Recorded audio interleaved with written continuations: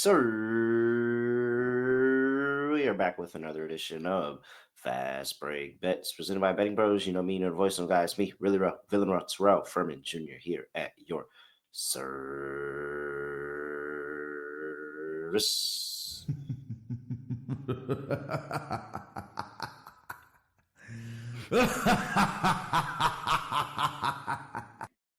Oh, I love when villainy comes into effect when I take a big dog and it cashes through for me. That's how I made my name, taking big dogs and being a villain. And sure enough, it worked. So appreciate that. Recap of the last 2 days. Aces in the Dream over 163. I mean, it was really the dream. Like the Aces did their part. The Dream kind of caught a really, really slow slump in the middle of the game. They struggled to get the ball inside as well. Like I thought the Bigs played well, but they just really struggled to get the ball to them. So yeah, that falls short. It was 150. We needed 163, got to 159. So all right. Asia Wilson, however, appreciate you. Appreciate you, GOAT, for doing what we need. 24 points, cashes that. Favorite team total. Under did not get there as the Liberty decide to not play defense for majority of the first 2.5 quarters, and then absolutely straight lock up in the second part of the game. But it was already too little too late by that point. Wings +9, as aforementioned. That's why you always sprinkle on your dogs. Always. It doesn't matter if it's a point 0.1 sprinkle, point 0.2 unit sprinkle, point 0.3 unit sprinkle, whatever you feel comfortable sprinkling. You always sprinkle on your dogs because if you like them plus the points, well, if they win outright, you're going to be so mad at yourself of why you didn't bet them to win outright.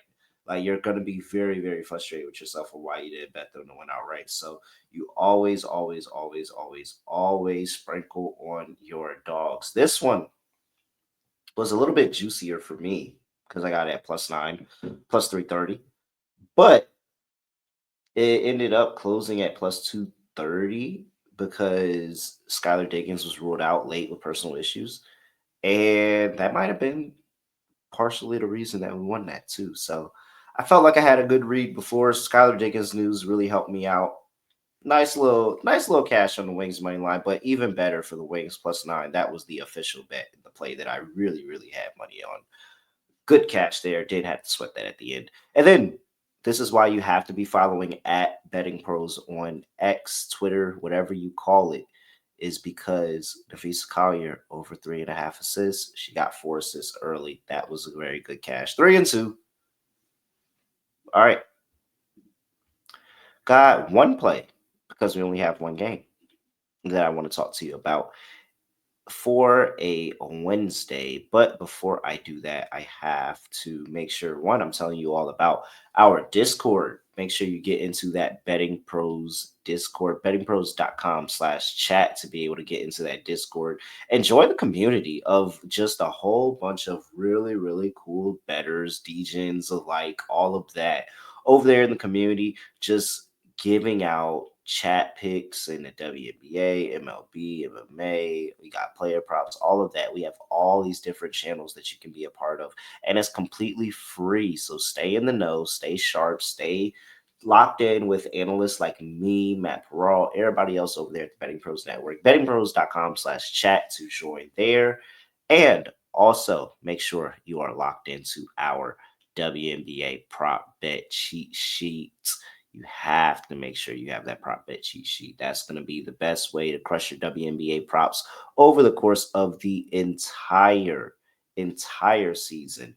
We got the best player prop picks from our projections and the sportsbook lines, and it's updated daily with points, rebounds, assists, more, all of that from all the different WNBA players. So bettingpros.com/WNBA props to get to that prop bet cheat sheet, or just download the Betting Pros app to start cashing today.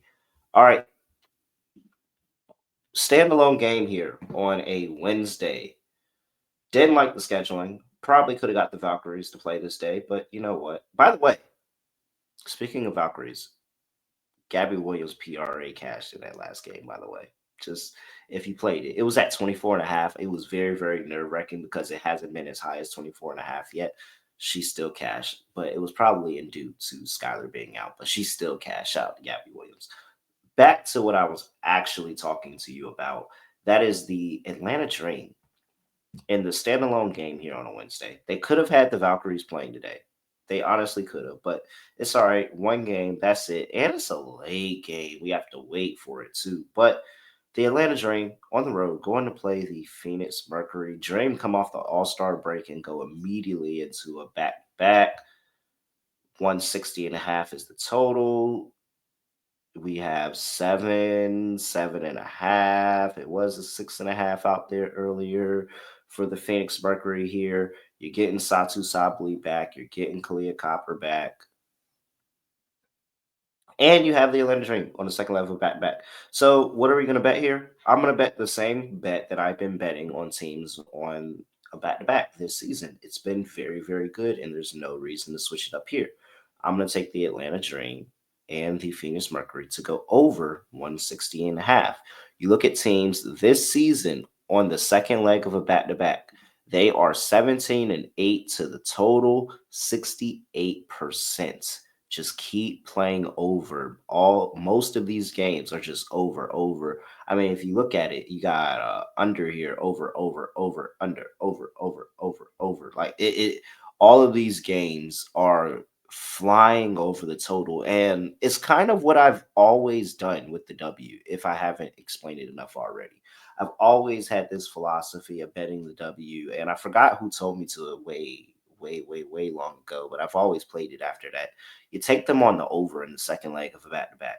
The legs are a little bit tired. They're not getting back defensively quick enough.